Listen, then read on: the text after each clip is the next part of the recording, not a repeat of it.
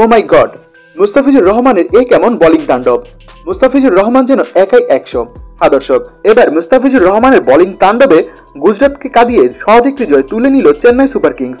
হ্যাঁ দর্শক, বিস্তারিত জানতে পুরো ভিডিওটি না টেনে সম্পূর্ণ দেখুন। দর্শক, আজ ইন্ডিয়ান প্রিমিয়ার লিগ IPL এর সপ্তম ম্যাচে মুখোমুখি হয়েছিল চেন্নাই সুপার কিংস এবং গুজরাট টাইটান্স। আর আজকের ম্যাচে প্রথমে ব্যাটিং করতে নেমে নির্ধারিত 20 ওভারে 6 উইকেট হারিয়ে 206 রানের ভারসাম্য স্কোর দাঁড় করায় মুস্তাফিজুর রহমানের চেন্নাই সুপার কিংস। আজ দলের পক্ষে সর্বোচ্চ 51 রান করেন শিবম দুবে। এছাড়া দুই ওপেনার রাচিন রবীন্দ্র এবং ঋতুরাজ গায়কোয়াড় করে 46 রান করে। মূলত এদের ব্যাটের উপর ভর করেই এত বড় একটি সংগ্রহ পেয়েছিল চেন্নাই সুপার কিংস। তবে 207 রানের লক্ষ্য নিয়ে খেলতে নেমে শুরু থেকে দেখে শুনে খেলার চেষ্টা করছিল গুজরাট টাইটান্স। তবে দলীয় 28 রানের মাথায় অধিনায়ক শুভমান গিল আউট হয়ে গেলে খানিকটা ব্যাটিং বিপর্যয়ে পড়ে যায় তারা।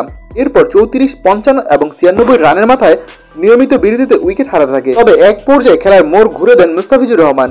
কার্যত মুস্তাফিজুর রহমান পরপর 2 ওভারে 2টি উইকেট শিকার করে একদম কোমর ভেঙে দিয়েছিল গুজরাট টাইটান্সের।